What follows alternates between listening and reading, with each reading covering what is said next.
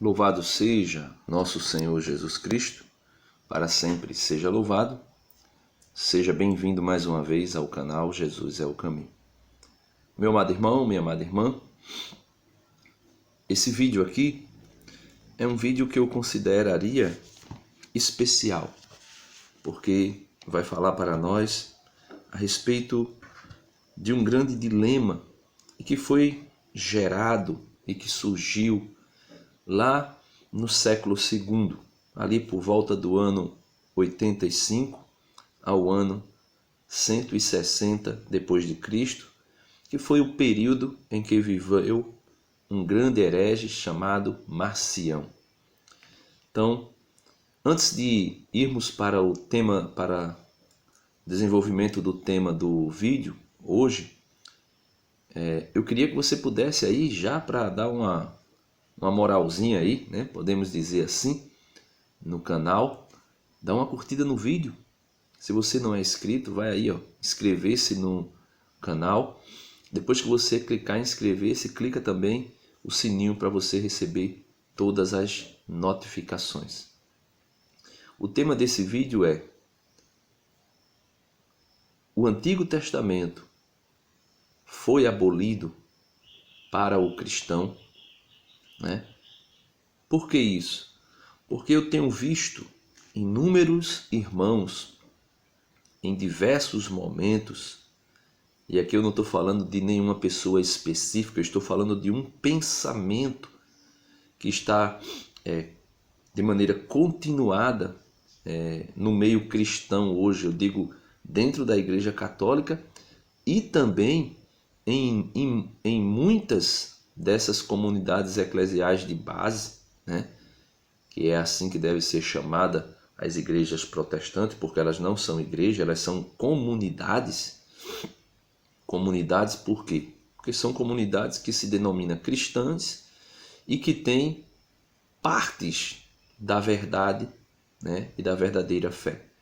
Então, se não tem a fé completa, é herética, é heresia, né? Mas nós não podemos negar que existe partes da verdade, né? E a doutrina da igreja deixa isso muito claro. Mas eu queria falar exatamente sobre esse herege que surgiu no século II e que fez questão de negar todo o Antigo Testamento. Então, vamos lá. Em nome do Pai, do Filho e do Espírito Santo. Amém. Vinde, Espírito Santo, enchei os corações dos vossos fiéis e acendei neles o fogo do vosso amor. Enviai, Senhor, o vosso Espírito, e tudo será criado, e renovareis a face da terra. Em nome do Pai, do Filho e do Espírito Santo. Amém. Meus amados irmãos, eu estou aqui para falar um pouco sobre a heresia que condena e que rejeita todo o Antigo Testamento. Essa heresia é conhecida como marcionismo, né? Por quê? Porque veio de um herege chamado Marcião de Sinop, que viveu do ano 45, ou melhor, 85 ao ano 160. 85, de 85 a 160 depois de Cristo. Foi um dos mais proeminentes hereges durante o cristianismo primitivo. Então, esse Marcião foi um dos mais conhecidos, um dos mais grandes, um dos mais terríveis herege do primeiro século, né? Do segundo século, melhor dizendo. A teologia chamada marcionismo propunha dois deuses distintos um do outro. Um no Antigo Testamento e outro no Novo Testamento. Foi denunciado pelos pais da igreja e ele foi excomungado. Então, eu tenho aqui, né, o volume 4 da Patrística contra as heresias, né, de Irineu de Leão. Irineu de Lyon combateu as heresias no seu tempo, e uma das heresias que ele combateu foi o marcionismo. Essa heresia que nega o Antigo Testamento, que divide podemos dizer assim, que classifica que existe dois deuses, um do Antigo Testamento e um do Novo Testamento. Marcião também rejeitava livros que seus contemporâneos consideravam parte das Escrituras. Então, durante o período em que Marcião viveu, muitos contemporâneos dele, como Irineu de Lyon e tantos outros pais da igreja, considerava escritura sagrada, considerava palavra inspirada por Deus. Ele negou. E negando isso, ele foi contra a igreja, contra o ensinamento da igreja, contra a doutrina da igreja. E mostrou com isso que a igreja antiga deveria agir urgentemente e fazer o desenvolvimento de um cano bíblico. Porque Marcião rejeitava grande parte do Novo Testamento e todo o Antigo Testamento. Então, Marcião é conhecido como o filósofo do gnosticismo. Então veja a que ponto ele chegou. Ser considerado filósofo do gnosticismo. Ele fala que Jesus era um espírito aparecendo aos homens e não totalmente humano. Então Marcião dizia que Jesus era um espírito que se apresentava aos homens, que aparecia aos homens, mas que nunca Jesus foi um homem de verdade. Ou seja, negando toda a doutrina da união hipostática de Cristo, em que o Verbo eterno de Deus, uma única pessoa, o Verbo, segunda pessoa da Santíssima Trindade, que é uma única pessoa, existiu, sempre existiu, como sendo 100% Deus e 100% homem. Então Marcião dizia que Jesus não havia encarnado. Por quê? Porque para Marcião, o Deus do Antigo Testamento, que é um Deus mau, que na verdade não é o pai de Jesus, mas que é um demiurgo, havia criado tudo que é matéria, e a matéria para Marcião era mal. Então, Marcião é conhecido como esse filósofo e que dizia que Jesus não era um ser humano, que dizia que Jesus apenas como espírito se apresentava aos homens. Os gnósticos afirmam que o homem possui uma fagulha de Deus e que a salvação consiste em abandonar o mundo físico, que é uma prisão para esta fagulha divina, e não buscar viver aquilo que Jesus ensinou. Então, na mentalidade de Marcião, o homem não é esse ser substancialmente completo que tem corpo e alma, mas apenas uma fagulha de Deus, do chamado protopai por eles, e essa fagulha divina é quem deveria retornar a Deus depois que fosse liberta pela morte desta prisão física que é o corpo. Isso ainda subsiste hoje no Espiritismo. O Espiritismo, que tem muito e quase tudo do gnosticismo, é exatamente essa a mentalidade deles, que é uma alma encarnada foi aprisionada em uma matéria. E esse corpo, que na verdade não faz parte do ser humano, mas é uma prisão da alma, deve ser, como eu posso dizer assim, deve ser vencido, deve ser ultrapassado. E por isso eles falam de reencarnações diversas até o aperfeiçoamento da alma, até que essa alma chegue a uma espiritualidade que não precise reencarnar. Para Marcião também, contrariamente ao gnosticismo comum, né, porque existe Santo Irineu de Lyon, aqui eu vou ler um trechinho dele falando sobre Marcião. Santo Irineu de Lyon aqui combate inúmeros mestres gnósticos. Inúmeros, são muitos. E aqui, essa defesa da fé, essa apologética da fé que Santo Irineu de Lyon faz, é sobre aqueles que tinham mais influência no período dele, no período em que ele viveu. Não eram todos, porque existia inúmeras ramificações. Você pode pensar em uma árvore, e essa árvore você imagine ela com ramos diversos. Cada ramificação dessa existe uma doutrina gnóstica que surge de uma só origem, né?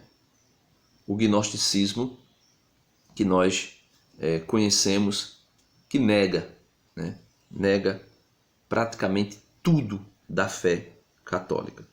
Então, para Marcião, contrariamente ao gnosticismo comum, ele afirma que Deus está totalmente alheio a este mundo criado pelo demiurgo e não tem conexão alguma com ele, e que Deus intervém para salvar a humanidade por compaixão apenas. Então veja, Marcião chega a dizer que esse mundo aqui, Deus não tem nada a ver com ele, porque, segundo Marcião, Deus não criou esse mundo. Esse mundo é obra do demiurgo. E sendo obra do demiurgo, Deus intervém na humanidade por pura compaixão para salvar o homem.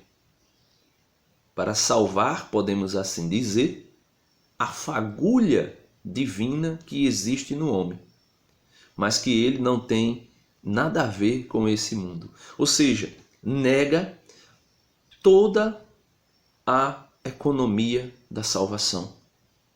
Toda a economia da salvação.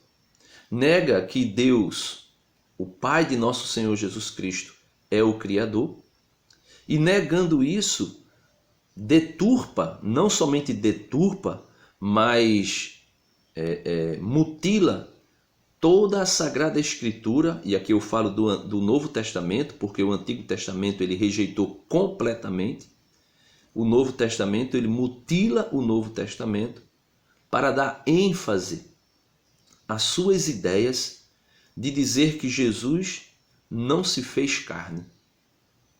Então todo o Evangelho de Lucas, os capítulos 1, 2 e 3, que fala da infância de Jesus, foram mutilados. Ele deixou apenas aqueles trechos do Evangelho de Lucas que dá apoio, podemos assim dizer, à sua mentalidade corrompida. Só que Santo Irineu de Lyon refuta Marcião com os textos que ele pensava, que apoiava, que dava suporte à sua doutrina. Mas eu deixo para falar disso em outra ocasião. Eu vou apenas apresentar para vocês quem é Marcião, segundo aquilo que Santo Irineu de Lyon, né, no livro Contra as Heresias, escreveu sobre ele, no primeiro livro, livro 1, né? E no capítulo 27, a partir do versículo 2. Santo Irineu de Lyon diz assim, a respeito de Marcião. Sucedeu-lhe Marcião. Sucedeu-lhe quem? Outro mestre gnóstico, né? E Marcião ocupa o seu lugar. Sucedeu-lhe Marcião, originário do Ponto, ampliou a doutrina blasfemando despudoradamente o Deus da lei e dos profetas, chamando autor do mal. Então veja, o Deus da lei e dos profetas, segundo Marcião, o Deus do Antigo Testamento, é um Deus que é autor do mal. Ele diz que Deus é desejoso de guerras, inconstante, né? Que Deus é desejoso das guerras e que Deus é inconstante nos sentimentos e em contradição consigo mesmo. Então veja a que ponto Marcião chegou. Dizer que Deus, o Deus do Antigo Testamento, e aqui eu não estou fazendo separação, tá certo? Eu estou usando a expressão de Marcião para você compreender. Marcião chega a dizer que o Deus do Antigo Testamento, que segundo ele é um Deus distinto do Deus do Novo Testamento, e que não é o mesmo, é o demiurgo que criou aquilo que é material e que é mal, é um Deus que é o autor do mal, que é desejoso de guerras e que é inconstante nos sentimentos e em contradição consigo mesmo. Quanto a Jesus, vamos ver o que ele diz a respeito de Jesus. Quanto a Jesus, enviado pelo Pai, que está acima do Deus Criador do mundo. Então ele diz que Jesus é enviado pelo Pai. Que Pai? O protopai, o princípio de todos, né? Que é dessa maneira que os gnósticos chamava Deus Pai, dizendo que Deus Pai, que é o princípio de todo, o Pai de todos, enviou de fato Jesus. E esse Deus Pai que enviou Jesus não é o Deus do Antigo Testamento. Isto é o que Marcião diz. Então, quanto a Jesus, enviado pelo Pai, que está acima do Deus Criador do mundo, veio à Judéia no tempo em que era governador Pôncio Pilatos, procurador de Tibério César. Manifestou-se como homem aos judeus e aboliu os profetas. Então veja, ele diz que Jesus, que foi enviado pelo protopai, que não é o mesmo Deus do Antigo Testamento, segundo Marcião, apareceu, né? Ou melhor, manifestou-se como homem, não era homem, 100% homem. Manifestou-se como homem aos judeus e aboliu os profetas, a lei e as obras todas do Deus Criador, que ele chama Cosmocrator, né? O Demiurgo. Além disso, Marcião mutilou o Evangelho segundo Lucas, eliminando tudo o que se refere à geração do Senhor e expungindo muitas passagens dos ensinamentos do Senhor, nas quais este reconhece abertamente como seu Pai, o Criador do universo.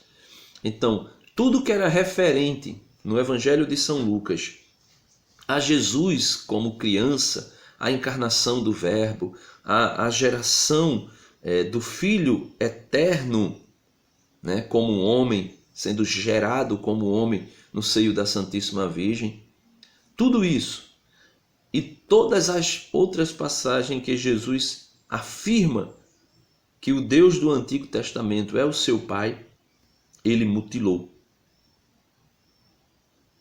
Todas, veja. E expunginou muitas passagens dos ensinamentos do Senhor, nas quais este, Jesus, reconhece abertamente como seu Pai, o Criador do universo. Fez crer aos seus discípulos ser ele mais verídico do que os apóstolos, que transmitiram o Evangelho, entregando-lhes nas mãos não o Evangelho, mas uma parte do Evangelho. Então ele mutilou o Evangelho e entregou, né? Isso aqui me faz lembrar, sabe quem, meus irmãos? Martim Lutero. Martim Lutero é filho desses hereges. Mutilou as Sagradas Escrituras, tirou 7 livros dela, queria tirar o Apocalipse, queria tirar a carta de Tiago. Mutilou. Isso é comum do herege, escolher a parte. Heresia significa exatamente isso, escolher uma parte. Então veja o que diz Marcião ainda. Da mesma forma, mutila as cartas do apóstolo Paulo, eliminando todos os textos em que se afirma claramente que o Deus que criou o mundo é o Pai de nosso Senhor Jesus Cristo. E também as passagens onde o apóstolo lembra as profecias que prenunciavam a vinda do Senhor Jesus. Então veja, tudo aquilo que afirma nas Escrituras que o Deus do Antigo Testamento, usando a expressão de Marcião, que o Deus do Antigo Testamento, que o Criador do mundo, que é relatado pelo Antigo Testamento, é o Pai de Jesus, tudo isso foi mutilado, foi tirado do Evangelho, foi tirado das cartas de Paulo. Tudo isso. E todas aquelas passagens que afirmam que Jesus realmente é Filho de Deus, foi mutilado. Então, continuando aqui no capítulo 27 do primeiro livro, Contra as Heresias, de Santo Irineu de Lyon, a partir do versículo 3, ele fala assim a respeito ainda de Marcião. Marcião diz que se salvam somente as almas que aprenderem a sua doutrina. Olha, mesma coisa que Lutero fez. Só se salva aqueles que aprenderem a doutrina de Lutero. Sola Escritura, né? Sola fé, né? Somente a fé. Os corpos não podem participar da salvação, porque foram tirados da terra. Veja que blasfêmia. Os corpos não podem participar da salvação, porque foram tirados da terra. E a ressurreição, que vai pegar aquilo que é corruptível e vai transformar naquilo que é incorruptível. Vai transformar aquilo que é mortal naquilo que é imortal. Vai revestir o imperfeito naquilo que é perfeito. As blasfêmias contra Deus acrescenta, como verdadeiro porta-voz do diabo, que fala tudo o que é contrário à verdade. Então veja, ele diz que Deus é porta-voz do diabo e que fala tudo aquilo que é contrário à verdade. Veja, as blasfêmias contra Deus acrescenta, como verdadeiro porta-voz do diabo, que fala tudo o que é contrário à verdade, que Caim e os seus semelhantes, os sodomitas, os egípcios e seus semelhantes, e todos os pagãos que praticaram toda espécie de maldade, foram salvos pelo Senhor, quando desceu aos infernos e levou consigo ao seu reino os que acorreram a ele. Então veja, Marcião está dizendo que todos aqueles que na antiga lei foram infiéis, viveram de acordo com as suas paixões, estes é que de fato foram salvos. Quando na verdade ele diz, porém, segundo a serpente que falou em Marcião, veja, porém, segundo a serpente, Satanás, é Satanás que fala. Satanás se disfarça de anjo de luz. E os seus seguidores, como está lá na carta de Paulo aos Coríntios, 2 Coríntios capítulo 11, se eu não estou enganado. E os seus seguidores também falam daquilo que é próprio dele, a mentira. Porém, segundo a serpente que falou em Marcião, Abel, Enoque, Noé e os outros justos, os patriarcas, descendentes de Abraão, com todos os profetas e os que agradaram a Deus, não compartilharam da salvação. Então ele inverte. Ou seja, quem pratica o pecado e a iniquidade foi salvo. Quem não pratica o pecado e a iniquidade, quem busca viver na justiça, quem é justo perante Deus por ter cumprido a lei, foi condenado.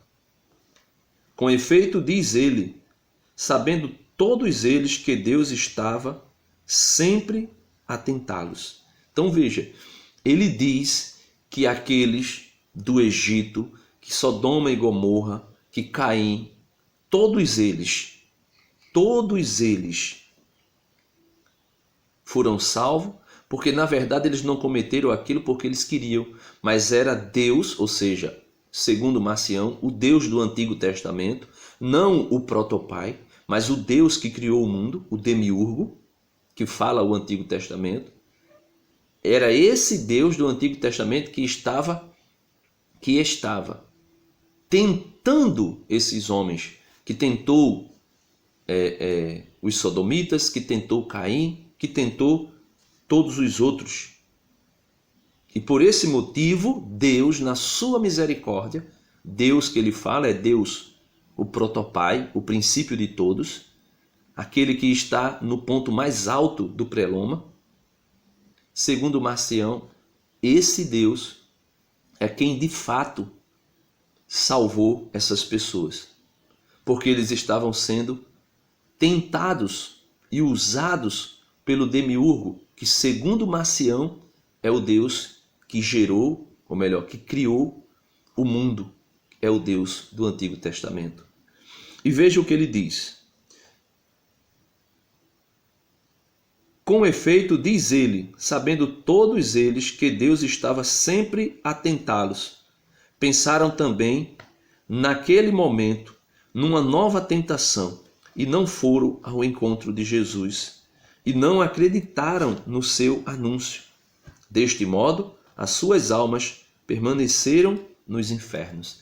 Então ele está dizendo que todos aqueles que não creram em Jesus, não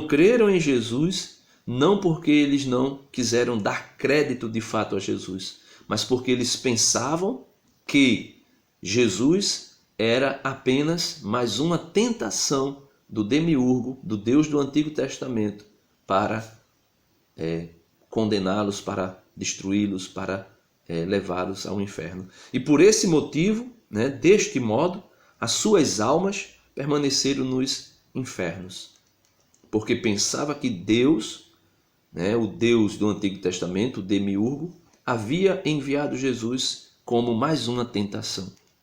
Isto, meus irmãos, é terrível. Isto, meus irmãos, é de deixar as pessoas com as orelhas em pé, de deixar as pessoas de cabelos em pé. Por isso que eu queria que você pudesse pensar, quando você começa a fazer uma diferenciação entre o Antigo Testamento e o Novo Testamento, você começa a correr o risco de, sem perceber, entrar, aceitar, viver essa heresia gnóstica do segundo século, que foi criada, que foi articulada por um herege chamado Marcião. E para encerrar, veja o que Santo Irineu de Lyon diz a respeito dele ainda e dos seus escritos, e depois eu poderia até fazer um vídeo falando sobre as refutações de Santo Irineu de Lyon a respeito dos trechos que Marcião tomou para si como sendo verdadeiros, depois de ter negado uma grande parte dos escritos do Novo Testamento. E Santo Irineu de Lyon diz aqui que vai refutá-lo usando exatamente esses textos. Capítulo 27, ainda versículo 4, do primeiro livro contra as heresias de Santo Irineu de Lyon. A este que foi o único a ter a ousadia de mutilar abertamente as Escrituras e de ultrajar a Deus despudoradamente, mais do que os outros, responderemos à parte. Então veja, Santo Irineu de Leão está dizendo, Marcião foi o único dentre os gnósticos, os mestres gnósticos, que teve a ousadia de mutilar abertamente as Escrituras. E Santo Irineu diz que vai dedicar a ele aqui, né, uma refutação à parte, exclusiva para ele. E ele diz como fará isso: com base nos seus escritos e com a ajuda de Deus, o refutaremos usando as palavras do Senhor e do apóstolo, que conservou e que usa. Então ele está dizendo, eu vou refutá-lo com a graça de Deus, usando as palavras do Senhor e do apóstolo que ele conservou e que usa. Agora devemos lembrar-nos dele para que saibas que todos os que adulteram de alguma forma a verdade e lesam a doutrina da igreja são discípulos e seguidores de Simão, o mago. Lembra daquele Simão que desejou comprar o dom de impor as mãos e de fazer cair, ser derramado o Espírito Santo, os dons do Espírito Santo sobre aqueles que recebiam o crisma?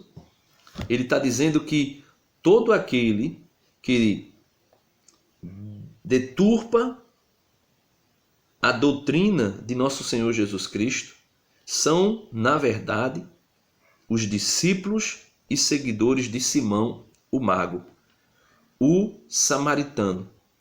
Mesmo sem manifestar o nome do Mestre para enganar os outros, ensinam a doutrina dele, apresentando com engodo o nome de Jesus. Então, ensinam, falam em nome de Jesus com engodo. Isso é próprio do protestantismo hoje, meus irmãos. O protestantismo fala em nome de Jesus. Muitas vezes negando até Lutero. A grande maioria dos protestantes hoje negam Lutero como o seu pai. Assim fez Marcião. Nega Simão o mago como seu mestre, mas usa das mesmas doutrinas de Simão. E ainda usa o nome de Jesus para enganar. Aí assim eles introduzem, sob formas diversas, a impiedade de Simão e causam a perda de muitos. Usando nome excelente, difundem a perversidade de sua doutrina. E com a doçura e a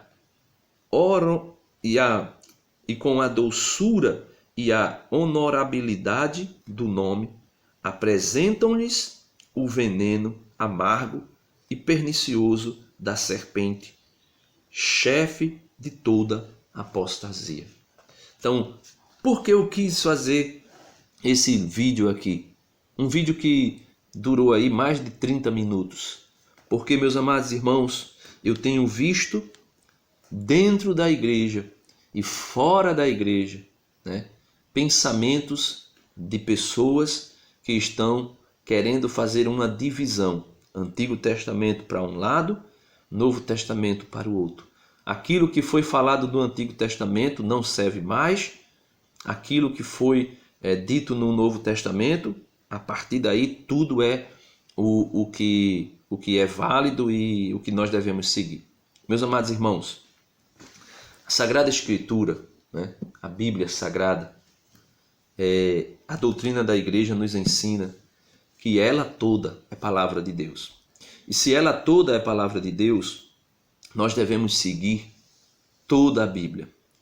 Lógico que você precisa estudar a doutrina da igreja para você compreender algumas coisas da antiga aliança que não é mais própria para nós. Por exemplo, coisas bem presentes no início da igreja e que hoje ainda tem pessoas querendo utilizar algumas delas. Duas para dar exemplo bem claro. Primeiro, a circuncisão. A circuncisão, no início da igreja primitiva, era um dilema. Aqueles que se convertem a Jesus precisam se circuncidar como faziam os judeus. E aí teve um grande dilema, né? Entre Paulo e alguns que vieram das doutrinas judaizantes. Então ficava aquele dilema e a igreja disse não é necessário. Né? Ali na pessoa de Pedro e depois São Tiago e os outros. Outra questão era o sábado. Se devia ou se não devia se usar o sábado.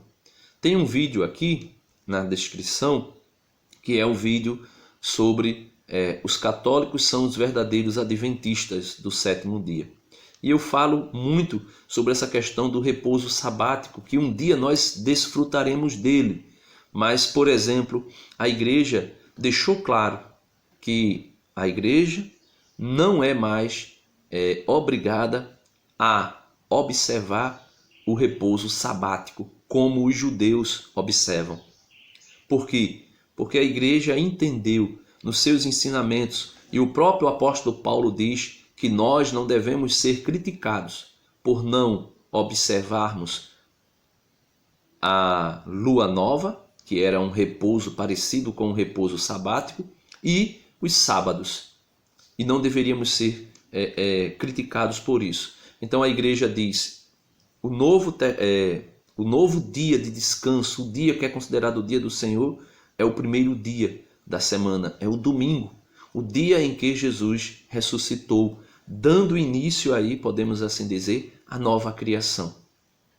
Então, meus amados irmãos, existem coisas que o Antigo Testamento ensina, né, que é própria para os judeus, e existem coisas que também é própria para nós. Por exemplo, os 10 mandamentos. A igreja da nova aliança é obrigada a cumpri-la, com exceções básicas. Em que sentido? O que eu acabei de falar a respeito do dia do Senhor. Que toda a igreja primitiva entendeu que o dia do Senhor é o domingo. E por isso foi convertido não o mandamento, mas o dia em que se deveria observar esse mandamento. Por exemplo, guardar um dia do Senhor, isso ainda acontece. Porém, a igreja viu que é outro dia, ao invés do sábado, que é próprio do judaísmo. Então, meus amados irmãos, é interessante ver que o Antigo Testamento fala de Jesus e o Novo Testamento mostra tudo aquilo que foi dito pelos profetas a respeito do Filho de Deus se cumprindo. Então, toda a Escritura, de Gênesis a Apocalipse, tem Jesus como o centro. E tudo aquilo que nós vemos, que nós vimos e que nós veremos no Antigo Testamento, nós só compreenderemos se nós lermos Jesus, tendo Jesus como chave de leitura, tanto para um como para outro. Então não caiamos na heresia do marcionismo, aonde Marcião faz uma separação dos 2 testamentos, nega completamente o Antigo Testamento, porque alega dizer que aquele Deus do Antigo Testamento é um demiurgo, não é o Deus Pai de nosso Senhor Jesus Cristo, e toma muito do Novo Testamento e nega, mutila, porque esses escritos do Novo Testamento confirmam de fato que Jesus é filho do Deus do Antigo Testamento e que não existe esse tal de demiurgo. Por exemplo, quando o profeta Isaías diz no seu capítulo 7 de Isaías, versículo 14, eis que uma virgem conceberá e dará à luz a um filho. Né? E Mateus, em Mateus capítulo 1, versículo 27, se eu não me engano é 28, ele diz, para que se cumprisse o que foi dito pelo profeta Isaías, eis que uma virgem conceberá e dará à luz a um filho. Exatamente mostrando ali Maria sendo a mãe de nosso Senhor, a mãe de Jesus. Aí, dizer que Maria é mãe de Jesus e afirmar que Jesus se fez carne, né, que o Verbo eterno de Deus, segunda pessoa da Santíssima Trindade, encarnou-se, isso tudo contraria a doutrina gnóstica criada por Simão o Mago e que foi aprimorada, né, por Marcião. Eu estou falando ali desse pensamento gnóstico que tinha semelhança entre Marcião e Simão o Mago. Eu não estou falando daquela ramificação de gnosticismo que existiu no segundo século, no primeiro século e que perdura até hoje, disfarçadamente aí nas religiões orientais que existem, né? Então é isso, meus irmãos. Novo Testamento e Antigo Testamento é uma coisa só, podemos assim dizer. É palavra de Deus e nós devemos seguir todas elas. Porém, peçamos a graça de Deus, a ajuda do Espírito Santo e nos aprofundemos na catequese para sabermos o que é próprio do cristianismo e o que é próprio do judaísmo, para não cairmos nos erros que os antigos pais gnósticos lançaram e que muitos protestantes estão fazendo hoje, como por exemplo a seita adventista do sétimo dia, que coloca Jesus, né, como um arcanjo Miguel e que quer trazer inúmeros costumes judaizantes para dentro do cristianismo que já não cabe mais. Que Deus nos abençoe, que Deus nos dê a sua graça e sua bênção. Em nome do Pai, do Filho e do Espírito Santo. Amém.